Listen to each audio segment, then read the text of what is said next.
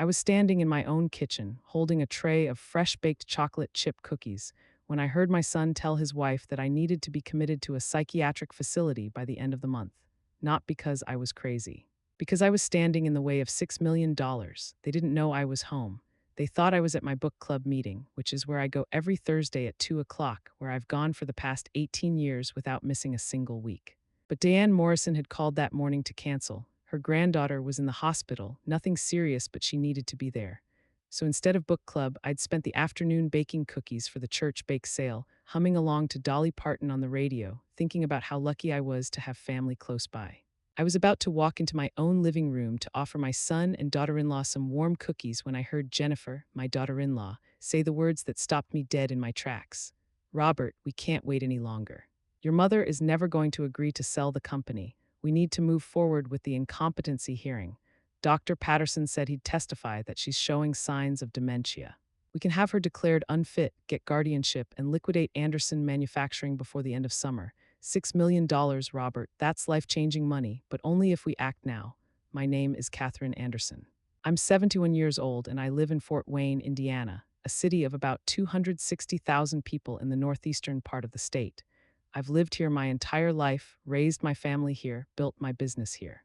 And until that moment, standing frozen in my kitchen with a tray of cookies going cold in my hands, I thought I knew everything there was to know about my son.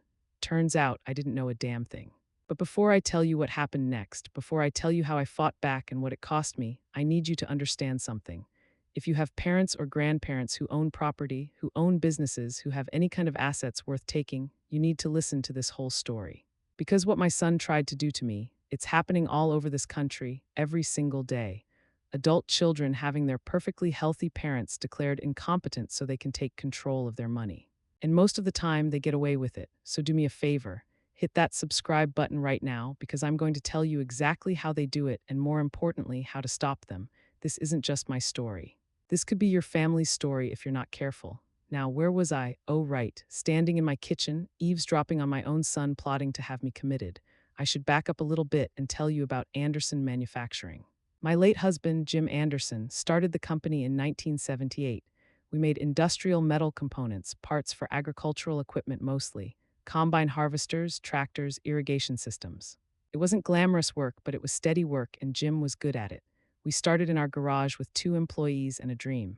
By the time Jim died of a heart attack 10 years ago, we had 120 employees, a 50,000 square foot facility, and annual revenues of about $8 million.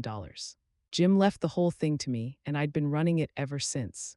Not bad for a woman who never went to college, who started out as a secretary and learned the business from the ground up. The company was worth about $6 million, according to the last valuation we'd had done. The building alone was worth $2 million, owned outright, no mortgage. We had another $1 million in equipment. The rest was in contracts, goodwill, inventory, all that business stuff that adds up. My son Robert had worked at Anderson Manufacturing for 15 years. He was the operations manager, a good job, made decent money. $80,000 a year plus bonuses. His wife Jennifer didn't work, stayed home with their 2 kids, which was fine. They lived comfortably in a nice house in a good neighborhood, but apparently comfortable wasn't enough for them. I stood there in that kitchen, listening to them plot my downfall, and I felt like I'd been punched in the stomach. My own son, the boy I'd carried for 9 months, the baby I'd nursed and rocked and stayed up all night with when he had colic. The kid I'd put through college, the young man I'd given a job to when he couldn't find work anywhere else. The son I'd trusted with my company, my legacy, everything Jim and I had built. And he was trying to steal it from me by having me declared insane. What if she fights it? Robert asked, and I could hear the uncertainty in his voice. Mom's not stupid. She'll know what we're doing. She's 71 years old, Jennifer said, and I could practically hear her rolling her eyes. Who's going to believe her over a doctor's testimony? Dr. Patterson will say she's showing signs of cognitive decline, will point to the mistakes she's been making at the company, the decisions that don't make sense. What mistakes? Robert asked. We'll create mistakes, Jennifer said, like it was the most obvious thing in the world. You're operations manager, you have access to everything. Start documenting errors, even if you have to manufacture them. Get other employees to back you up. Paint a picture of a woman who's losing her grip on reality, who's making dangerous decisions that could cost people their jobs. Then when we go before the judge, we're not the greedy kids trying to steal from mom. We're the concerned family members trying to protect her and save the company she built. I heard Robert laugh, a sound I'd heard 10,000 times in my life, but had never sounded so ugly. You're scary sometimes, you know that. I'm practical, Jennifer corrected. Your mother has been sitting on a gold mine for 10 years, refusing to sell, refusing to retire, refusing to do anything except play factory owner while we struggle to make ends meet on your salary. It's not fair, Robert. That company should be yours. That money should be ours. She's had her whole life to enjoy it. Now it's our turn. What about my sister? Robert asked. Lauren's going to have questions. Lauren's in California. By the time she figures out what's happening, it'll be done. We'll throw her some money to keep her quiet. 50,000, 100,000, whatever it takes. She's never cared about the company anyway. That part was true, unfortunately. My daughter Lauren had moved to San Diego right after college, worked in tech out there, visited maybe once a year. We talked on the phone every few weeks, but we weren't close. Not like I'd thought Robert and I were. I set the tray of cookies down on the counter very carefully, very quietly. My hands were shaking, but my mind was suddenly very clear. I had two choices. I could walk in there right now and confront them, have it out, scream and cry and demand to know how they could do this to me. Or I could keep my mouth shut, pretend I didn't know anything, and figure out how to protect myself. I chose option 2. I backed out of the kitchen slowly, grabbed my purse from the table by the front door, and slipped out of the house without making a sound. My car was parked in the driveway, right behind Robert's BMW, the one I'd co-signed for because his credit wasn't good enough. I got in, started the engine, and drove away. I didn't know where I was going at first. I just drove through the tree-lined streets of my neighborhood, past the elementary school where Robert had gone, past the park where we'd had family picnics. Everything looked the same as it always had, but nothing felt the same. It was like someone had taken my life and shaken it up like a snow globe, and all the pieces were still floating around, trying to find where they belonged. I ended up at a Starbucks about 3 miles from my house. I don't usually go to Starbucks. I think $7 for a cup of coffee is highway robbery, but I needed somewhere to sit and think, somewhere anonymous where nobody knew me. I ordered a coffee black and found a table in the corner. Then I pulled out my phone and did what any sensible person would do in my situation. I Googled how to stop adult children from stealing your money. Turns out, there's a lot of information out there about elder financial abuse. A lot articles, support groups, legal resources, horror stories that made my situation look tame. I read for 2 hours straight, my coffee going cold, learning about guardianship abuse, about how easy it is for family members to have elderly relatives declared incompetent, about how hard it is to fight back once the legal process starts. One article in particular caught my attention. It was about a woman in Florida whose son had her declared incompetent, took control of her assets, and put her in a nursing home against her will. She'd been perfectly healthy, mentally sharp, but the son had found a doctor willing to testify that she had dementia. By the time the woman's other children figured out what was happening and hired lawyers to fight it, their mother had spent 2 years locked in a nursing home, drugged up on medications she didn't need, while her son drained her bank accounts. The woman had eventually won her case, got her freedom back, and her son went to prison for fraud. But it took 3 years, cost hundreds of thousands in legal fees, and the woman died 6 months after being released, her spirit broken by what her own child had done to her. I sat in that Starbucks reading that story, and I made myself a promise. That was not going to be me. I was not going to be some cautionary tale, some victim. I was going to fight back, and I was going to win. But I needed help, professional help. I pulled up the website for Schneider and Associates, the law firm that had handled Jim's estate when he died. Thomas Schneider was semi-retired now, but his daughter Rebecca had taken over the practice. I'd met Rebecca a few times over the years, always been impressed by her. Sharp, no nonsense, the kind of lawyer you wanted in your corner. I called the office. The receptionist answered, cheerful and professional. Schneider and Associates, how may I help you? This is Catherine Anderson. I need to speak with Rebecca Schneider immediately. It's an emergency. I'm sorry, Miss Anderson, but Miss Schneider is in court this afternoon. Can I schedule you an appointment for tomorrow? No, I need to speak with her today. Tell her it's about elder abuse and guardianship fraud. Tell her my son is trying to have me declared incompetent to steal my company. Tell her I need help now, not tomorrow. There was a pause, then the receptionist's voice changed, became more serious. Please hold, Miss Anderson. I held, stared at my cold coffee. Watched people come and go, laughing and talking, living their normal lives while mine was falling apart. Rebecca Schneider came on the line 2 minutes later. Catherine, it's Rebecca. Linda told me what you said. Are you safe right now? Where are you? I'm at a Starbucks on DuPont Road. I'm safe. But Rebecca, I need to see you today. I overheard a conversation I wasn't supposed to hear, and I'm pretty sure my son is planning to have me committed to a psychiatric facility so he can take my company. Rebecca didn't waste time asking if I was sure or suggesting I might have misunderstood. That's what I liked about her. I'm in a deposition that should wrap up in about an hour. Can you come to my office at 5 o'clock? I'll be there. Catherine, don't go home. Don't talk to your son. Don't talk to anyone except me. And if you have any important documents, financial records, medical records, anything that proves you're competent and in control of your faculties, bring them with you. I will. And Catherine, you did the right thing by calling me. We're going to fix this. I hung up and sat there for another moment, letting the reality sink in. I just hired a lawyer to protect me from my own son, my baby boy.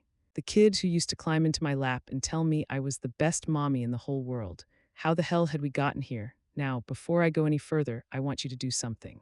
If this story is resonating with you, if you're worried about a parent or grandparent, or if you're an older person worried about your own children or relatives trying to take advantage of you, drop a comment below and tell me where you're watching from. Let me know what city, what state, because I want to understand how widespread this problem really is. After what I went through, I've learned that elder abuse isn't some rare thing that happens to other people. It's everywhere. And the more we talk about it, the more we shine a light on it, the harder it becomes for people like my son and his wife to get away with it. Okay, back to my story. I left the Starbucks and drove to my bank. Fort Wayne Community Bank, where Jim and I had done business for 40 years. I walked in and asked to speak with Gerald Martinez, the bank manager. Gerald had been at the bank for 20 years, knew me well, had helped me navigate the financial side of running the company after Jim died. Catherine, Gerald came out of his office with a big smile, hand extended. Good to see you. What brings you in today? I need to talk to you privately, Gerald. It's urgent. His smile faded, of course. Come on back. We sat in his office, door closed. I told him what I'd overheard, told him about Robert and Jennifer's plan. Gerald's face got darker and darker as I talked. Jesus, Catherine, I'm so sorry. That's horrific. I need to protect my accounts, I said. I need to make sure Robert can't access any of my money if he manages to get guardianship over me. Gerald pulled up my accounts on his computer. Okay, let's see what we're working with. You have your personal checking, personal savings, the business operating account, the business savings, and the investment account. Robert is listed as a secondary signer on the business operating account, correct? Yes. He needs access for day-to-day operations, payroll, vendor payments, that kind of thing. But he's not on any of your personal accounts. No, good, that makes this easier. Gerald typed for a moment. Here's what I'm going to do. I'm going to flag all of your accounts with a special alert.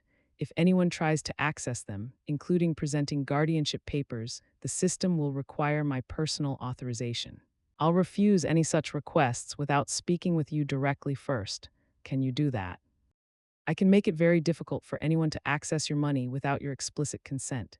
And Catherine, I'm also going to document this conversation. I'm writing a memo that will go in your file stating that you came to me today, that you were clearly of sound mind, that you expressed concerns about potential financial exploitation, and that you took proactive steps to protect yourself. If this ever goes to court, that memo will be valuable evidence. Thank you, Gerald. There's one more thing you should consider. He pulled out a form. This is a durable power of attorney. Have you designated anyone to handle your financial affairs if you become incapacitated? Robert, I said and felt sick saying it. You need to revoke that immediately and designate someone else, someone you trust completely. Do you have anyone like that? I thought about it. My daughter Lauren was in California, and we weren't close enough for me to trust her with that kind of responsibility. My sister had died 3 years ago. Most of my friends were around my age, not the kind of people you'd want managing complicated business affairs if something happened to you. What about your attorney? Gerald suggested. Rebecca Schneider. You could designate her law firm as your power of attorney. That way, if something does happen to you, professionals are handling your affairs, not family members with conflicts of interest. It was a good idea. I'll ask Rebecca about it when I see her this afternoon. Do it today, Catherine. Don't wait. Every day you wait is another day Robert could make a move. I left the bank feeling a little better, a little more in control. I'd taken the first steps to protect myself, but I knew this was just the beginning. If Robert and Jennifer were serious about having me declared incompetent, they were going to fight dirty, and I needed to be ready. I killed time until my appointment with Rebecca by driving around Fort Wayne, looking at the city I'd lived in for 7 decades. Past the old GE campus where Jim had worked before we started the company. Past the house where we'd raised our kids, sold it 15 years ago, but I still thought of it as ours. Past Anderson Manufacturing, the building Jim and I had bought 20 years ago, the place that represented everything we'd worked for. I parked across the street and just looked at it for a while. A plain, industrial building, nothing fancy, but it was ours. We'd built it from nothing, and I'd be damned if I was going to let Robert and Jennifer take it away from me. At 5 o'clock sharp, I walked into Rebecca Schneider's office. She was waiting for me in the conference room, a legal pad in front of her, a recorder on the table. Catherine, thanks for coming. Before we start, I need to record this conversation. Is that okay with you? That's fine. Rebecca hit the record button. This is Rebecca Schneider, attorney at law, meeting with Catherine Anderson on Thursday, May 16th at 5:05 p.m. Catherine, can you state your full name and confirm that you're here voluntarily?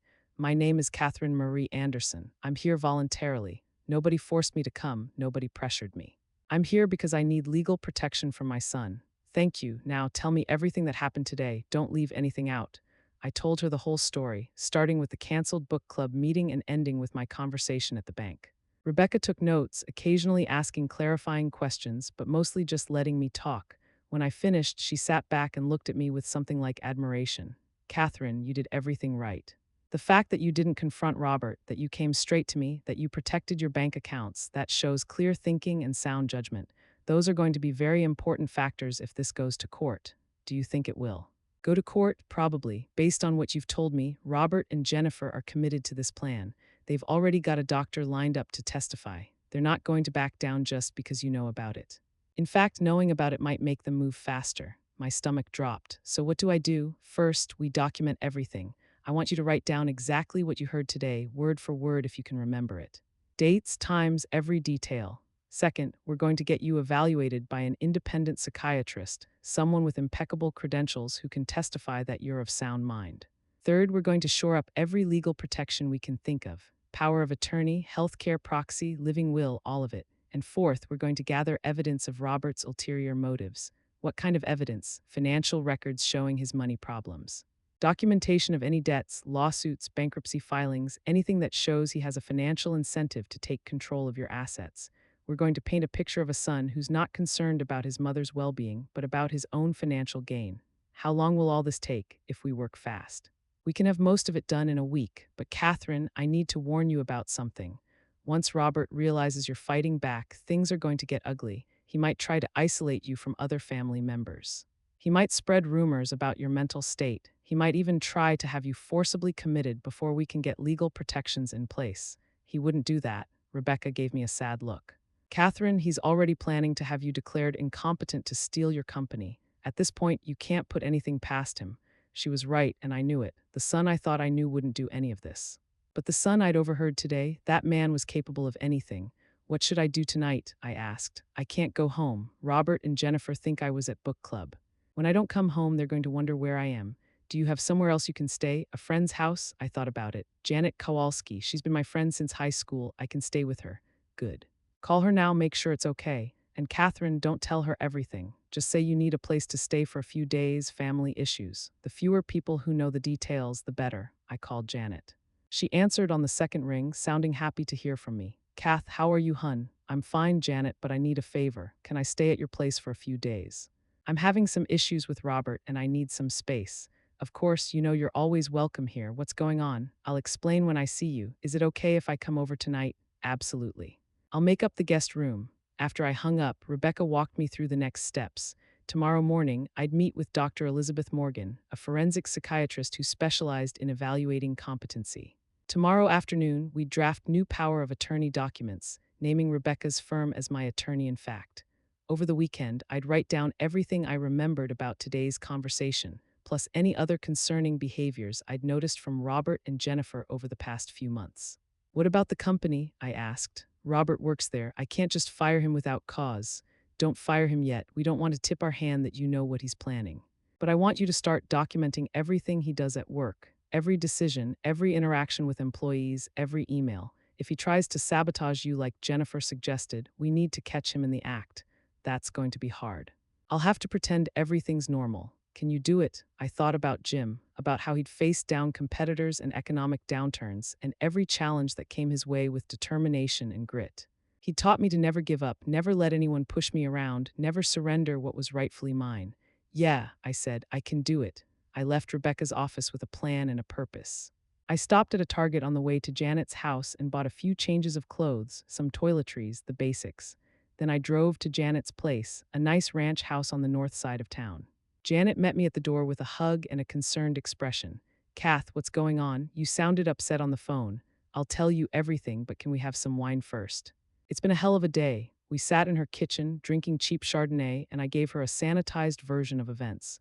Told her Robert and I were having disagreements about the company, that things had gotten tense, that I needed some space to think. I didn't mention the incompetency plot. Rebecca was right. The fewer people who knew, the better. Janet was sympathetic and supportive, asked if there was anything she could do to help. I told her just having a place to stay was help enough. Around 8 o'clock, my phone rang. Robert, I let it go to voicemail. He called again 5 minutes later, again voicemail, then a text message, Mom, where are you? You're not at home, getting worried. I didn't respond. Another text, Mom, please answer. Jennifer and I are concerned. Are you okay? Still didn't respond. Then Jennifer texted, Catherine, we're worried about you. Robert said you weren't at book club today. Where are you? Please let us know you're safe. I wanted to text back, I know what you're planning, you manipulative witch, but I controlled myself. Instead, I sent a simple message, I'm fine. Staying with a friend tonight, need some space, don't worry. Robert called immediately. This time I answered, Mom, what's going on? What do you mean you need space? Exactly what I said, Robert. I need some time to myself. I'll be back in a few days. Are you okay? You're acting strange. I'm fine. I'm 71 years old, Robert. I'm allowed to stay at a friend's house if I want to. Which friend? That's not your business. Mom, you're worrying me. This isn't like you. Oh, the irony. Him worrying about me while planning to have me committed to a psychiatric facility. Robert, I'm hanging up now. I'll talk to you in a few days. I ended the call before he could respond. My hands were shaking. It was harder than I'd expected, talking to him like everything was normal when I knew what he was planning. Janet looked at me with concern. You sure you're okay, Kath? Yeah. Just family drama, you know how it is. That night, lying in Janet's guest room, staring at the ceiling, I thought about all the times I'd put Robert first, scrimping and saving to send him to college, co-signing for his car loan when he had bad credit, giving him a job at the company when he couldn't find work anywhere else, lending him money over the years, thousands of dollars that he'd never paid back. And this was how he repaid me, by trying to steal everything I had. I didn't sleep much that night. The next morning, I met Dr. Elizabeth Morgan at her office downtown. She was a woman in her 50s, professional but warm, with a calm demeanor that put me at ease. Miss Anderson, thank you for coming. Rebecca Schneider briefed me on your situation. I understand your son is attempting to have you declared incompetent. That's right. Well, let's start with a comprehensive evaluation. I'm going to ask you a series of questions, give you some cognitive tests, assess your mental state. The whole process will take about 3 hours. Is that okay? That's fine. Dr. Morgan was thorough. She asked about my medical history, my daily routines, my work at the company. She gave me memory tests, problem-solving exercises, questions designed to assess my judgment and decision-making abilities. She asked me to remember a list of words and repeat them back 5 minutes later. She asked me to solve math problems, interpret proverbs, explain how I'd handle various hypothetical scenarios. It was exhausting, but I understood why it was necessary. This evaluation was my defense against whatever lies Robert's doctor would tell in court. After 3 hours, Dr. Morgan sat back and smiled. Miss Anderson, I can tell you right now that you show absolutely no signs of cognitive impairment. Your memory is excellent, your reasoning is sound, your judgment is intact. You're well-oriented to person, place, and time. You're managing complex business affairs successfully. In my professional opinion, you are fully competent to make your own decisions. The relief that washed over me was immense. Thank you. I'll write up a formal report and send it to Rebecca. If this goes to court, I'll testify to your competency. And Miss Anderson, I want you to know that what your son is trying to do, it's more common than you might think. Adult children attempting guardianship over parents who are perfectly healthy just to gain control of their assets. It's a form of elder abuse and it's reprehensible. Have you seen cases like this before? Unfortunately, yes.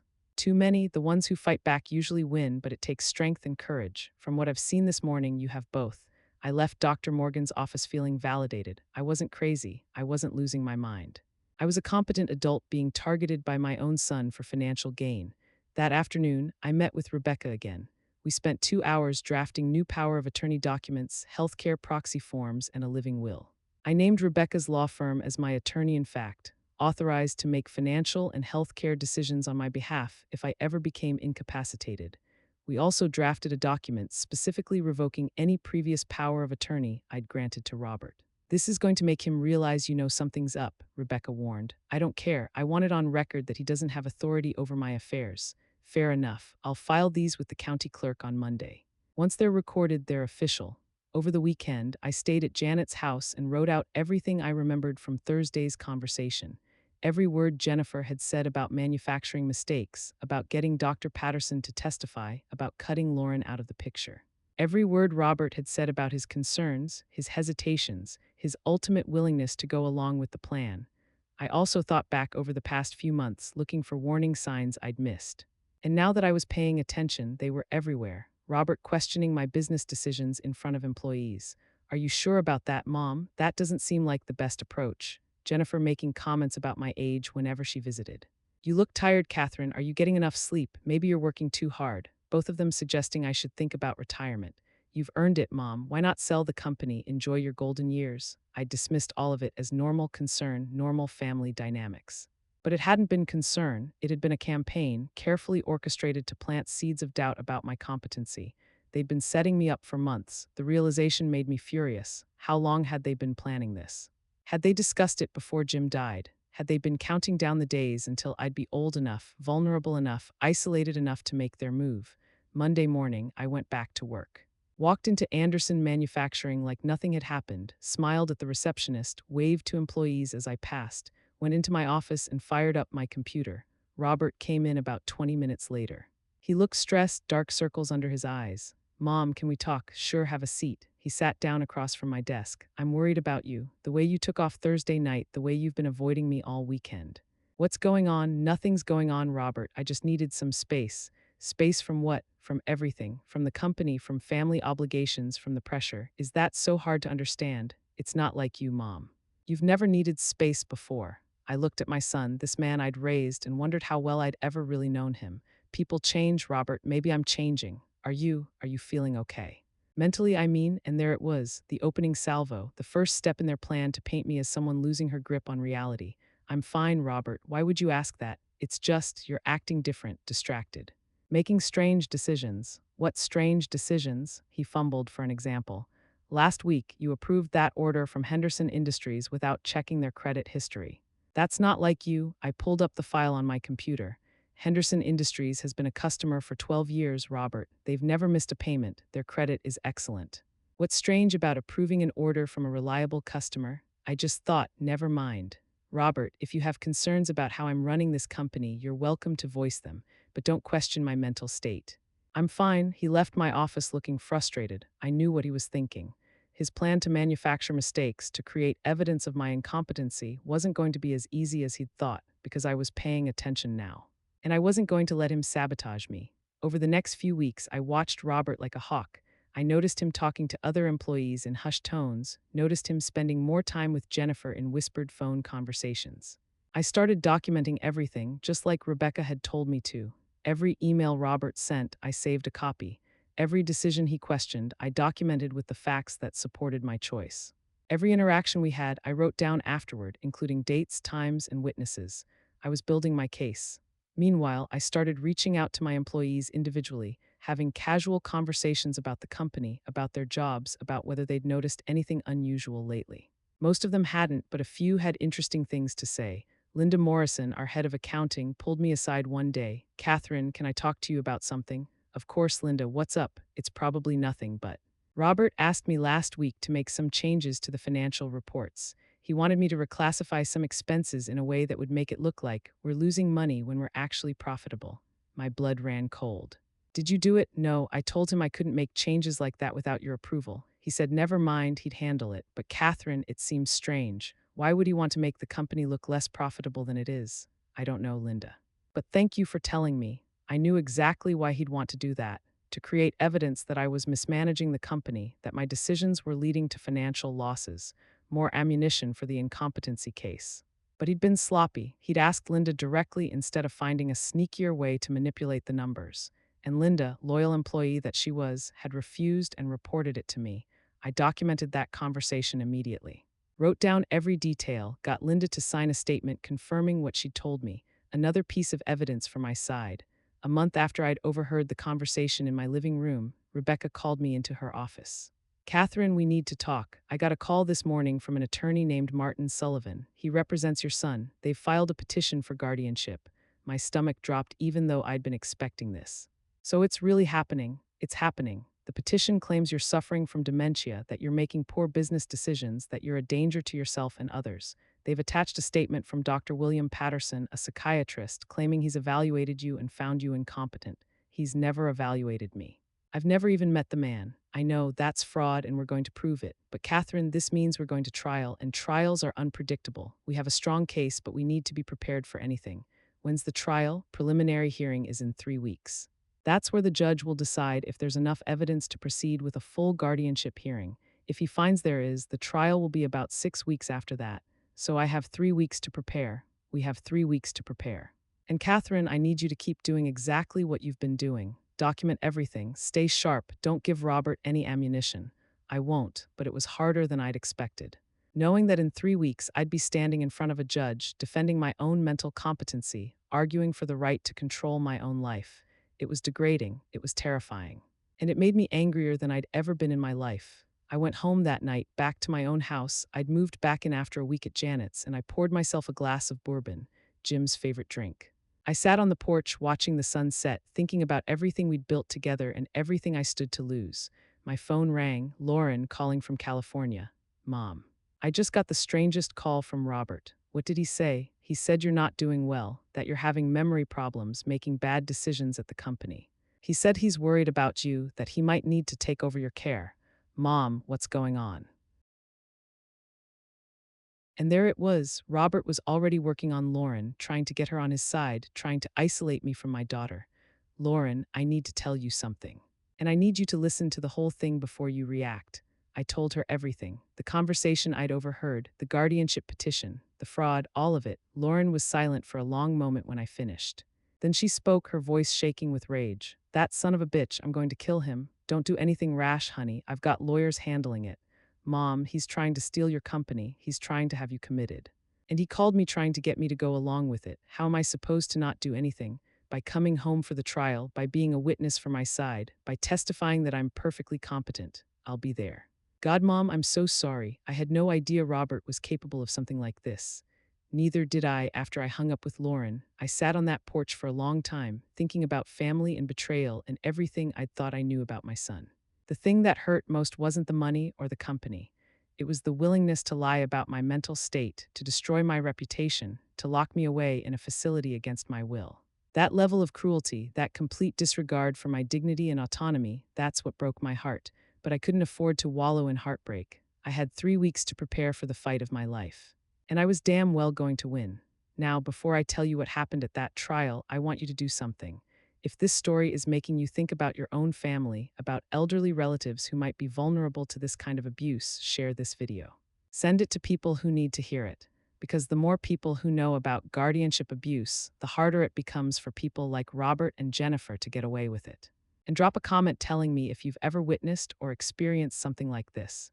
Your story might help someone else recognize the warning signs before it's too late. The preliminary hearing was scheduled for a Wednesday morning in early June. I woke up at 5 o'clock that day, couldn't sleep any longer even though I'd barely slept at all. I made coffee, strong and black, and sat at my kitchen table going over my notes one more time. Rebecca had prepared me extensively. She'd explained that the preliminary hearing was just to determine if there was enough evidence to proceed with a full guardianship trial. The burden of proof was low at this stage. Robert's side just had to show there was a reasonable concern about my competency. But Rebecca also said this was our chance to show the judge that the petition was fraudulent, that Robert had ulterior motives, and that I was perfectly competent to manage my own affairs. I dressed carefully that morning, a navy blue suit, professional but not stuffy, pearl earrings Jim had given me for our 20th anniversary, minimal makeup. I wanted to look like what I was. A competent businesswoman, not a confused elderly woman losing her grip on reality. Rebecca picked me up at 7:30. We drove to the courthouse in silence, both of us mentally preparing for what was ahead. Remember, Rebecca said as we parked, you're not on trial yet. This is just a preliminary hearing. Answer questions honestly and directly. Don't get emotional. Don't attack Robert, no matter how much you might want to. We present facts, not feelings. I understand. And Catherine, you've got this. I've seen the evidence. I've seen Robert's sloppiness. We're going to win. The courtroom was smaller than I'd expected. Judge Harold Martinez presided, a man in his mid-60s with silver hair and a stern expression. He'd been on the bench for 20 years, Rebecca had told me, and he didn't tolerate nonsense. Robert and Jennifer sat at the petitioner's table with their attorney, Martin Sullivan. Sullivan was a man in his 50s, expensive suit, slick back hair, the kind of lawyer who probably charged $500 an hour. Robert wouldn't look at me. Jennifer did, though, and the look she gave me was pure venom. She'd figured out that I knew about their plan, and she was furious about it. Lauren had flown in from California the night before. She sat in the gallery behind me, her presence a comfort. My daughter had my back, even if my son didn't. Judge Martinez called the hearing to order. This is a preliminary hearing regarding the petition for guardianship of Catherine Marie Anderson, filed by her son Robert James Anderson. Mr. Sullivan, you may present your opening statement. Sullivan stood, smoothing his tie. Your Honor, this is a straightforward case of a concerned son trying to protect his aging mother. Catherine Anderson is 71 years old. She's showing clear signs of cognitive decline. She's making poor business decisions that are jeopardizing a company she's run successfully for 10 years. She's becoming forgetful, confused, disoriented. Her own employees have noticed the changes. And most concerning, she's become paranoid, believing that family members are plotting against her when they're simply trying to help. That last part was a nice touch, I had to admit. Turn my legitimate concerns about their theft into evidence of paranoia. Very clever. My client doesn't want to take over his mother's life, Sullivan continued. He simply wants to ensure she's cared for, that the company his father built is protected, and that Mrs. Anderson doesn't harm herself or others through impaired judgment. We have medical testimony from Dr. William Patterson, a respected psychiatrist, who has evaluated Mrs. Anderson and found clear evidence of dementia. We have testimony from employees who have witnessed concerning behavior.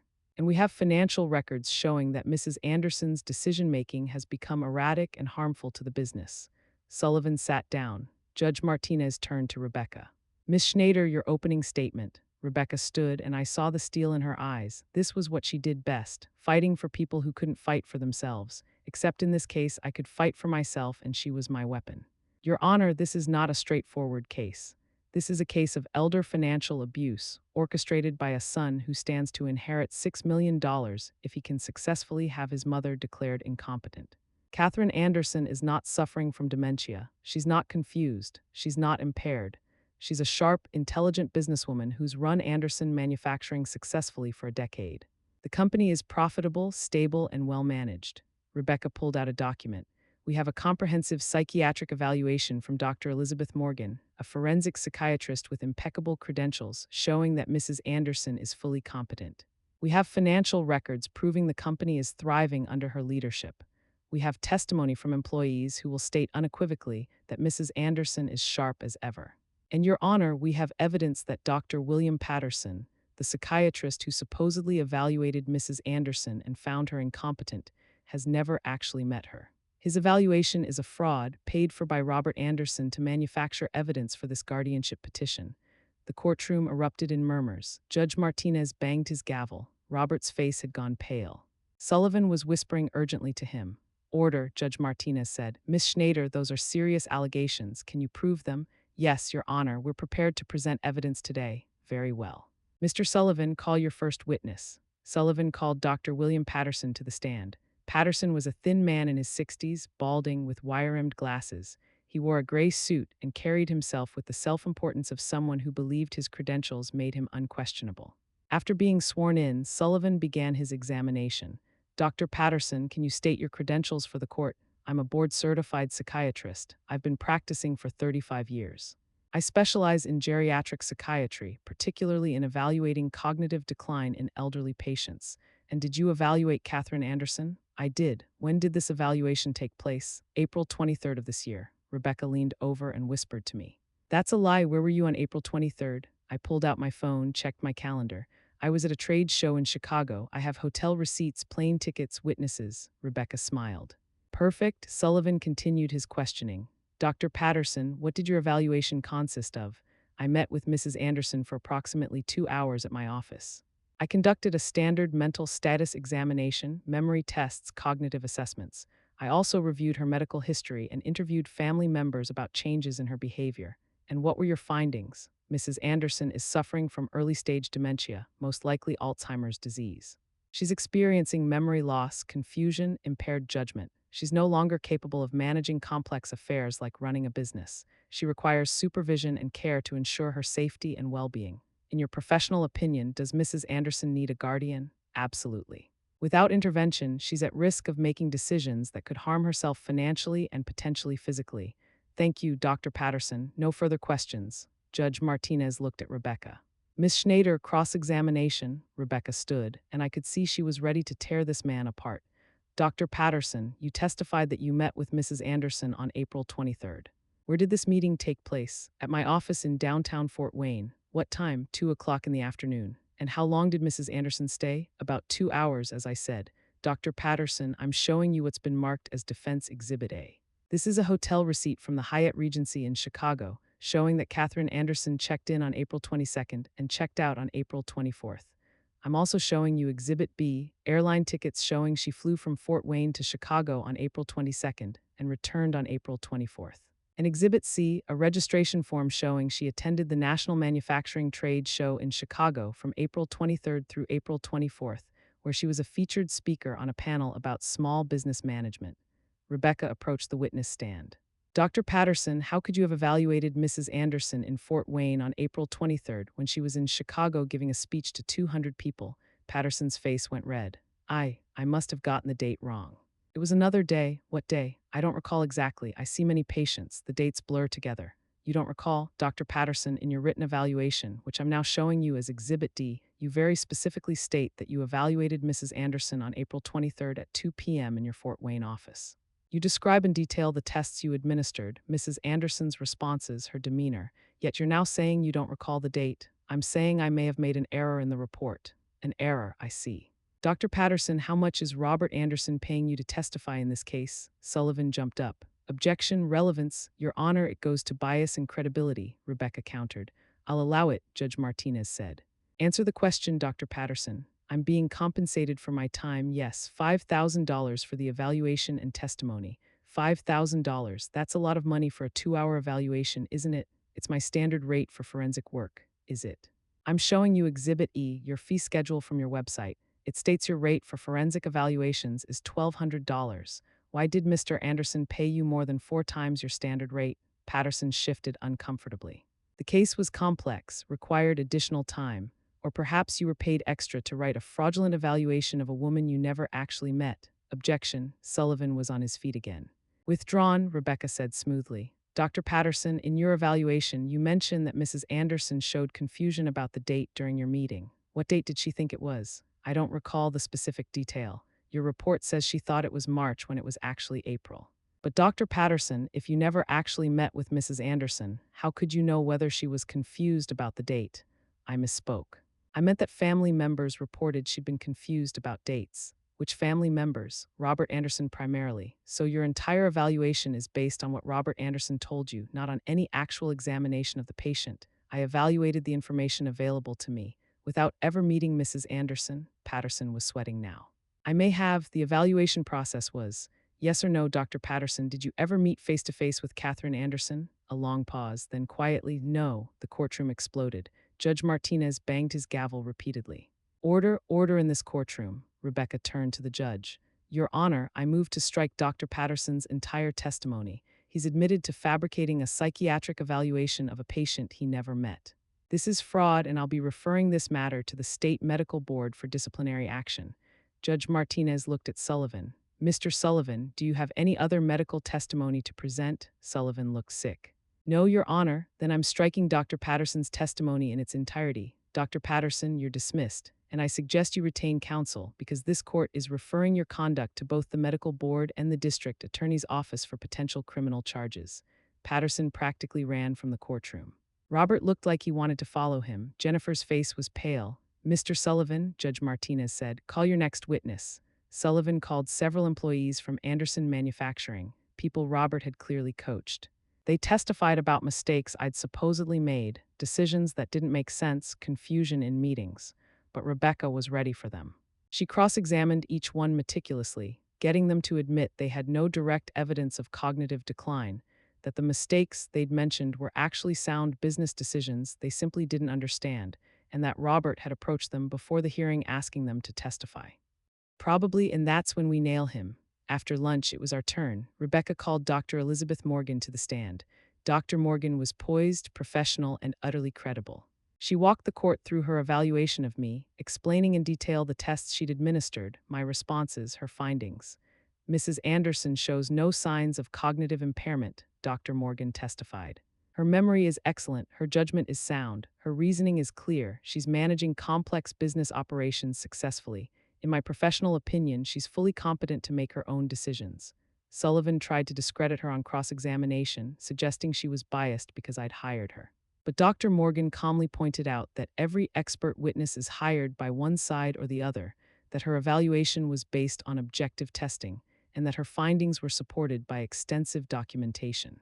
Rebecca then called me to the stand. I was nervous, but I'd practiced for this. Answer clearly, directly, don't get emotional. Mrs. Anderson, Rebecca began, how long have you been running Anderson Manufacturing? 10 years since my husband Jim died. And how is the company performing under your leadership? We're profitable. Last year we had revenues of $8.2 million, up from 7.9 the year before. We have 120 employees. We've expanded into 3 new product lines.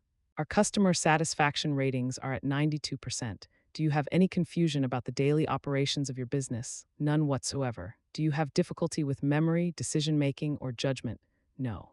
I'm as sharp now as I was 10 years ago. Rebecca showed me various business documents, financial statements, operational reports. She had me explain complex business decisions, walk through financial projections, discuss strategic planning. I answered every question clearly, demonstrating my complete understanding of the business. Then she asked about April 23rd. Mrs. Anderson, where were you on April 23rd? I was in Chicago, speaking at the National Manufacturing Trade Show. I gave a presentation on lean manufacturing techniques for small businesses. And you have documentation of this: hotel receipts, airline tickets, the conference program with my name listed as a speaker, and about 200 witnesses who attended my talk. So it would have been impossible for Dr. Patterson to evaluate you in Fort Wayne on that date. Completely impossible. When Rebecca finished, Sullivan approached for cross-examination. I could see he was frustrated, grasping at straws.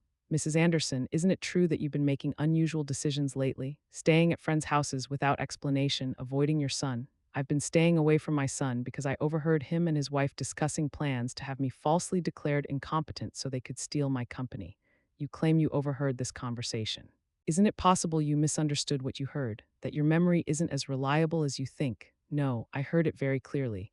My daughter-in-law Jennifer explicitly discussed getting Dr. Patterson to testify that I had dementia, even though I'd never met him. She discussed manufacturing evidence of mistakes at the company.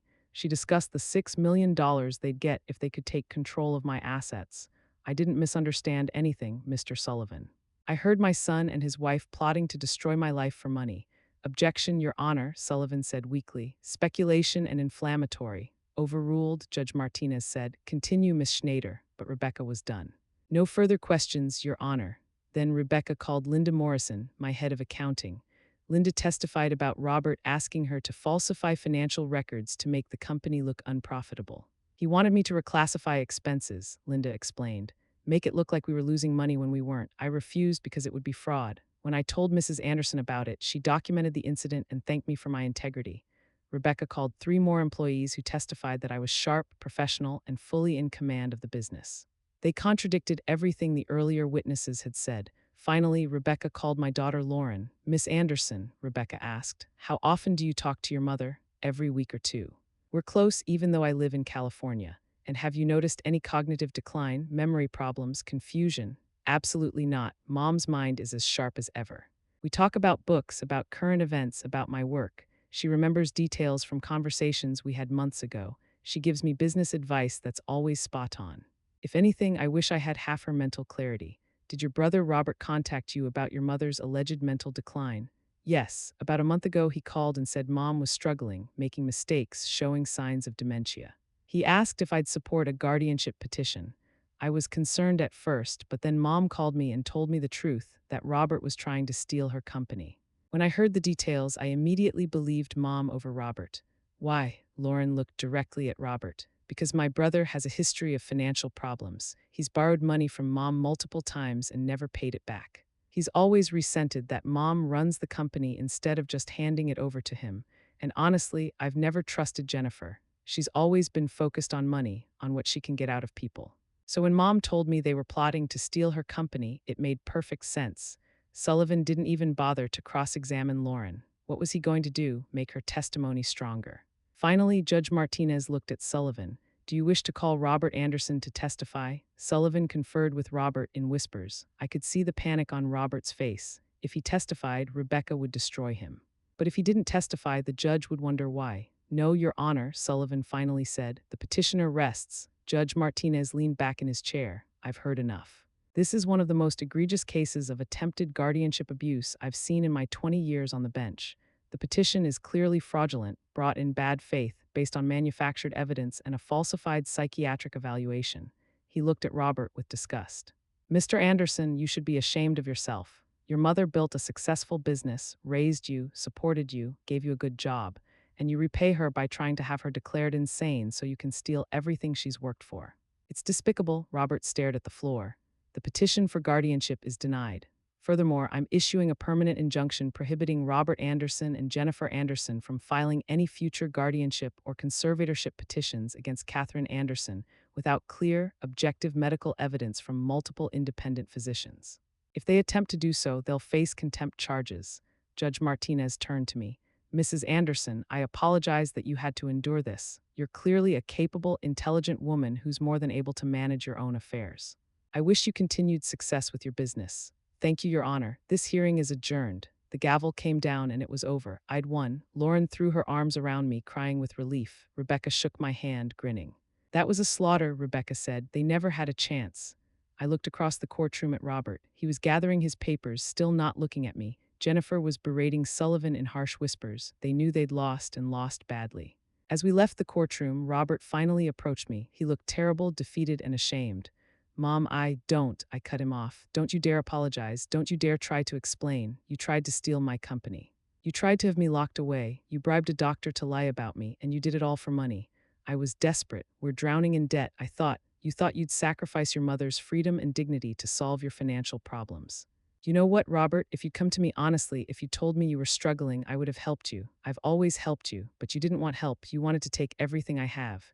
Mom, please, I'm done, Robert. You're fired, effective immediately. Don't come back to Anderson Manufacturing. I'll have your things packed and sent to your house, and as for your inheritance, I'm changing my will. You'll get nothing when I die.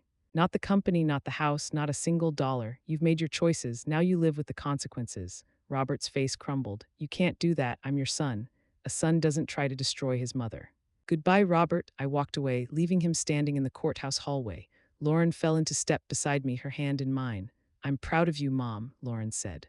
I'm proud of me too. That evening, Lauren, Rebecca, and I celebrated at my favorite restaurant. We toasted with expensive wine, laughed, decompressed from the stress of the hearing. It felt good to win, to have fought back and prevailed. But underneath the celebration, there was sadness. I'd lost my son, not to death, but to greed. And that loss, that betrayal, it would never fully heal. Over the next few weeks, I put my life back in order. I fired Robert from Anderson Manufacturing and promoted Linda Morrison to operations manager. She was thrilled and immediately proved she could handle the job better than Robert ever had. I changed my will, leaving everything to Lauren and establishing a trust that would keep the company running after my death. Robert would get nothing, as I'd promised. I also filed a complaint against Dr. Patterson with the state medical board. He lost his license to practice medicine and faced criminal charges for fraud. He eventually pled guilty and served 6 months in jail. Robert and Jennifer's marriage fell apart under the financial strain. They filed for bankruptcy, lost their house, and Jennifer left Robert for a wealthier man. Last I heard, Robert was working as a sales manager at a furniture store, barely making ends meet. I should have felt vindicated by his downfall. But mostly I just felt sad.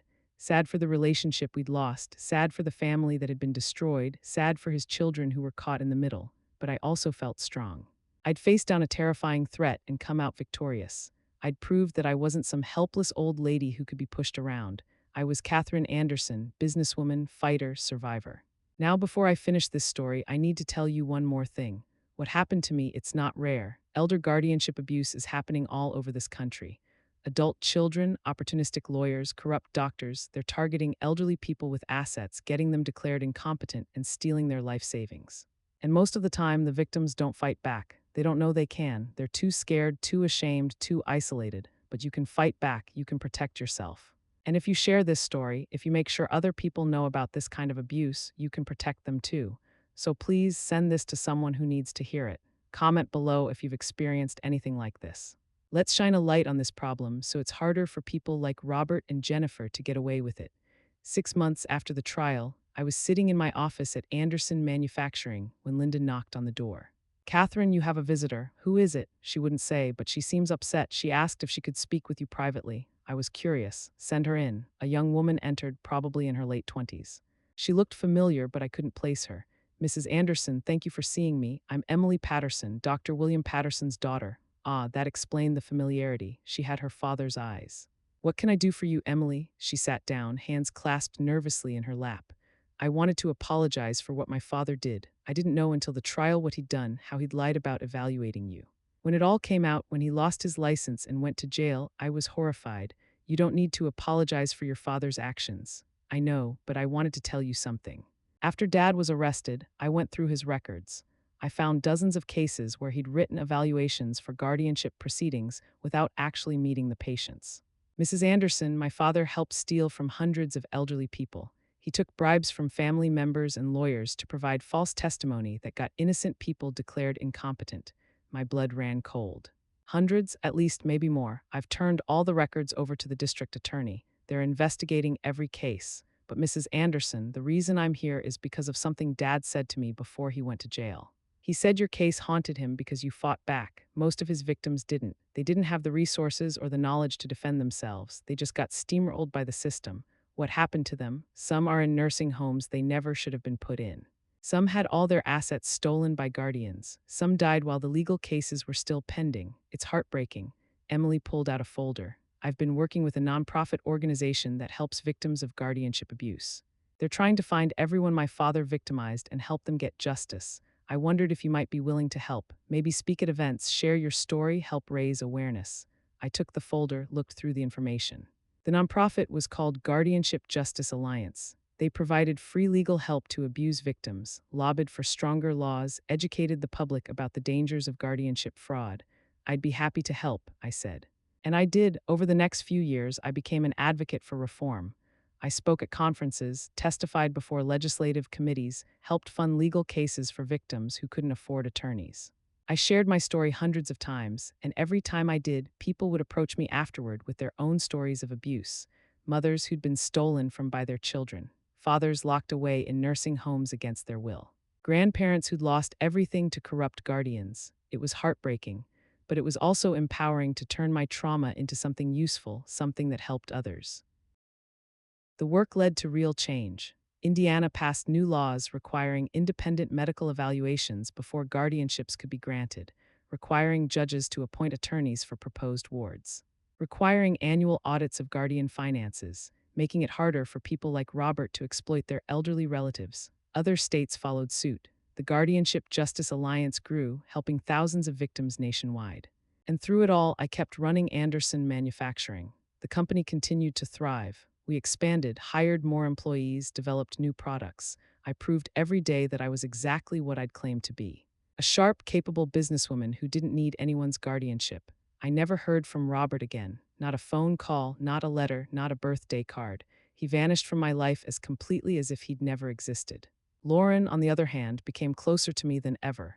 She moved back to Indiana, took a job at a tech company in Indianapolis, and visited me every other weekend. We rebuilt our relationship, made it stronger than it had been before. She sometimes asked if I ever thought about forgiving Robert, about reaching out to him. No, I'd tell her honestly. What he did was unforgivable. He didn't just try to steal my money. He tried to steal my freedom, my dignity, my very identity. That's not something you forgive. Don't you miss him? I miss the son I thought I had. But that person never really existed, did I? The real Robert was the man who plotted with his wife to destroy me. I don't miss that person at all. As I got older, into my mid-70s and beyond, I made careful plans to protect myself. I established a trust with professional trustees who couldn't be influenced by family pressure. I named Lauren as my healthcare proxy, with explicit instructions that no one else was to have any say in my medical care. I worked with Rebecca to create ironclad legal documents that would prevent anyone from taking advantage of me if I ever did develop dementia or other cognitive problems. I was determined that what almost happened with Robert would never happen again, and I used every public speaking opportunity to teach other seniors how to protect themselves, how to choose trustees carefully, how to recognize the warning signs of financial exploitation, how to build legal protections before they're needed. Because the truth is, guardianship abuse happens when elderly people are vulnerable and unprepared. It happens when they trust the wrong people and don't have safeguards in place. I'd been lucky. I'd overheard the conversation that exposed Robert's plan. If I'd been at book club that day like I was supposed to be, Robert and Jennifer might have succeeded. I might have ended up in a psychiatric facility, drugged and confused, while they liquidated my company and spent my money. The thought still made me shudder. On my 80th birthday, Lauren threw me a party at Anderson Manufacturing.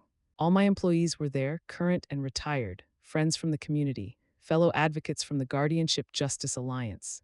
Even Emily Patterson came, bringing her own mother who'd left Dr. Patterson after learning what he'd done. It was a celebration not just of my birthday, but of survival, of fighting back, of refusing to be a victim.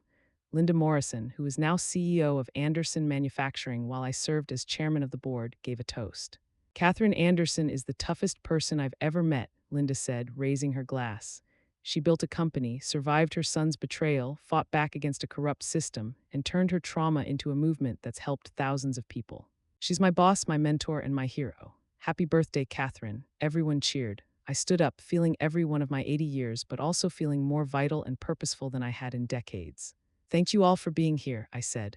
You know, people talk about golden years, about retirement and slowing down, but my life didn't slow down when I got older. It got busier, more meaningful, more important. What happened with Robert, as terrible as it was, gave me a mission. It taught me that we seniors are vulnerable in ways I never understood before, but it also taught me we're stronger than anyone gives us credit for. I looked around the room at all the faces, young and old, people whose lives I'd touched and who'd touched mine. My advice to anyone facing elder abuse is simple: fight back, don't be ashamed, don't be scared, get angry, get a lawyer, protect yourself. And don't ever, ever let anyone tell you you're too old or too confused to make your own decisions. You know your own mind better than anyone else. More cheers, more applause. After the party, Lauren and I sat on the porch of my house watching the sun set over Fort Wayne. You know, Lauren said, I've been thinking about moving back permanently, taking a position on the board at Anderson Manufacturing, learning the business. So when you're ready to fully retire, the company stays in the family. I looked at my daughter, this smart, capable woman I'd raised. You'd want to do that? Yeah, I would. I mean, if you'd have me. I know the company was always more Robert's thing than mine, but after everything that happened, I realize how important it is. Not just the business itself, but what it represents. Everything you and Dad built, I don't want to see it sold off to strangers when you're gone. I want to keep it alive. Tears stung my eyes. I'd love that, honey. I'd love that more than anything. So Lauren moved back to Indiana. She joined Anderson Manufacturing, learning the business from the ground up just like I had. She was a natural at it, bringing fresh ideas and modern perspectives while respecting the foundation Jim and I had laid. Over the next 5 years, we worked together side by side. It was some of the best time of my life, building something with my daughter, knowing the legacy was secure.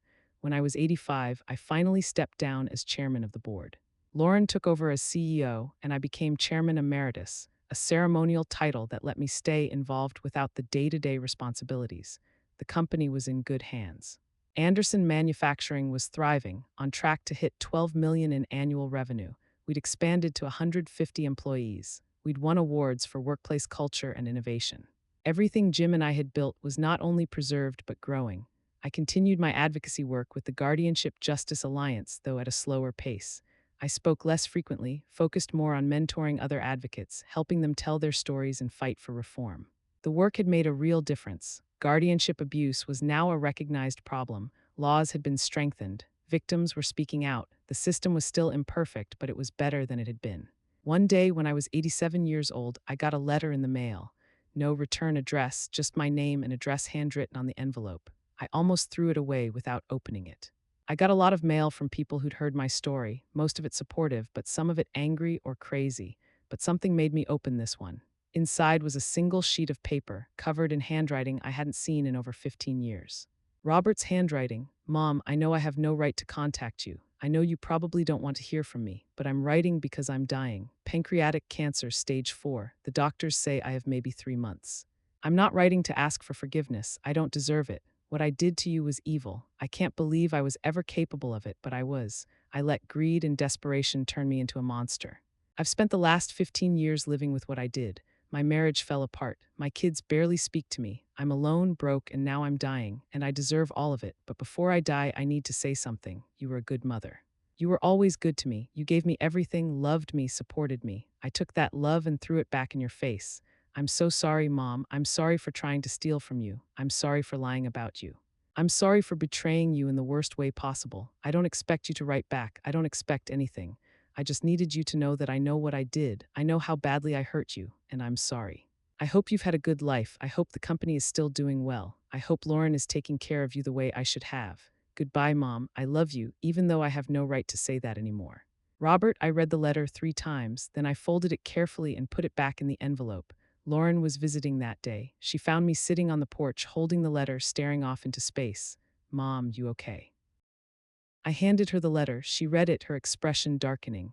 Are you going to respond? I thought about it for a long moment. Part of me wanted to write back, to tell Robert I forgave him, to give him some peace before he died. That's what a good Christian woman was supposed to do, wasn't it? Forgive. But I couldn't. What Robert had done wasn't the kind of thing you forgave just because someone apologized. He tried to steal my freedom. He'd been willing to lock me away, drug me, destroy my life for money. No, I said finally, I'm not going to respond. Are you sure, Mom? He's dying. I know, and I'm sad about that. But Lauren, if I forgive him, if I give him absolution, what does that teach? That you can do terrible things to people, and as long as you apologize when you're dying, it's all okay. No, some things don't get forgiven. Some betrayals are too deep. What will you do with the letter? Keep it, remember it, use it as a reminder of what can happen when family turns on family, but I won't respond. Robert died 6 weeks later. I got a phone call from Jennifer, of all people, telling me she'd remarried but was handling Robert's final arrangements since his children wanted nothing to do with it. He asked about you at the end, Jennifer said. Asked if you'd gotten his letter, if you'd written back. I got it. I didn't respond. I figured, for what it's worth, Catherine, I'm sorry too for my part in everything. I was greedy and stupid, and I pushed Robert into something he never should have done. You're right, you did. I know you'll never forgive us, but I wanted to say it anyway. I hung up feeling empty, not sad exactly, not relieved. Just empty. Robert was gone. The son I'd raised, the man who'd betrayed me, the person who'd spent 15 years living with guilt and regret. All of it was over now. I didn't go to the funeral. Lauren asked if I wanted to, but I declined. My son had died the day he plotted to steal my company. What was buried in the ground was just the shell of someone I used to know. Life went on. I turned 90, then 92, then 95. I was slowing down, finally. My body wasn't what it used to be. I used a cane, needed help with some daily tasks, spent more time sitting than doing. But my mind was still sharp. I still read voraciously, still did crossword puzzles, still followed the business news and offered Lauren advice when she asked for it. Anderson Manufacturing hit $15 million in annual revenue on my 95th birthday. Lauren threw another party, invited everyone, made a big fuss. We wouldn't be here without you, Lauren said in her speech. Not just the company, but all of us. You taught us how to be strong, how to fight back, how to never let anyone take what's rightfully ours. You're not just a businesswoman, Mom, you're a warrior, I smiled. I'm just a stubborn old lady who refused to go quietly. That's what makes you a warrior. On my 96th birthday, I was diagnosed with congestive heart failure. The doctors said I had maybe a year, maybe less. My body was finally giving out after nearly a century of use. I wasn't scared. I'd lived a long, full life. I'd loved and lost, built and fought, survived and thrived.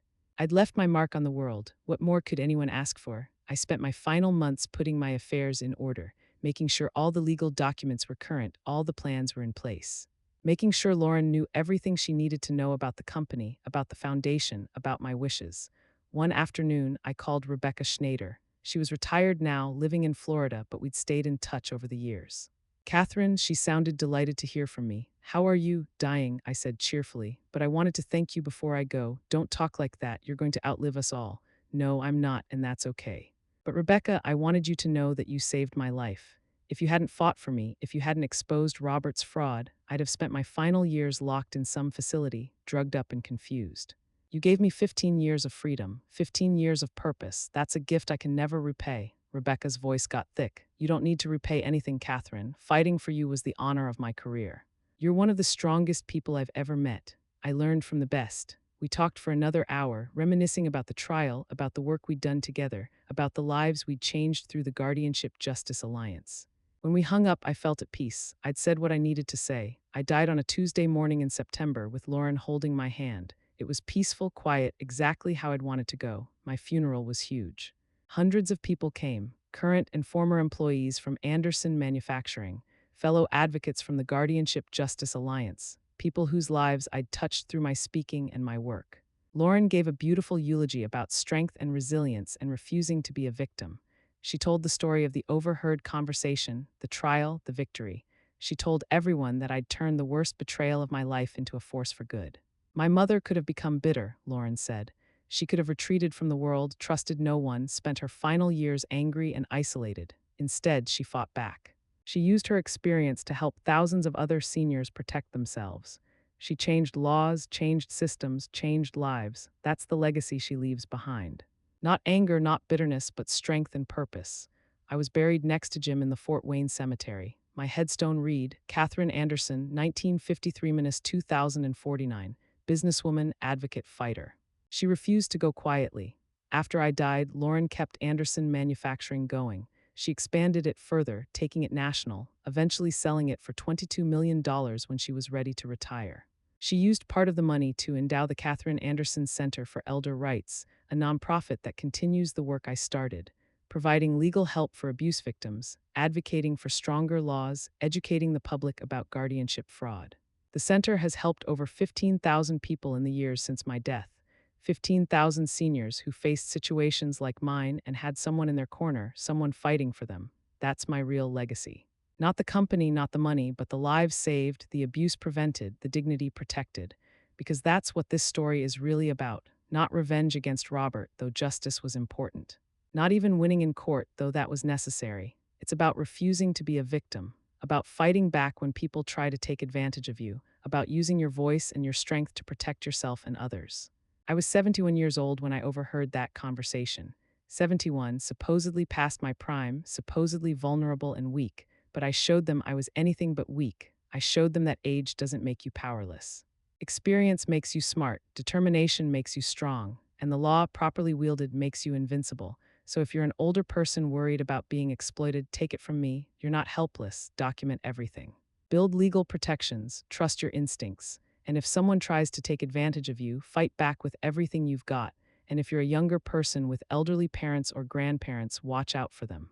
Be alert for signs of exploitation. Help them protect themselves. Don't assume they're too old or too confused to understand what's happening, because they do understand.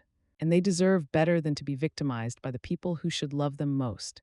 That's Catherine Anderson's story, my story. I overheard a conversation I wasn't supposed to hear. I discovered my son was planning to destroy my life for money, and I refused to let him get away with it. I fought back, I won, and I used my victory to help thousands of others do the same. That's not a bad legacy for a stubborn old lady from Fort Wayne, Indiana. Not bad at all.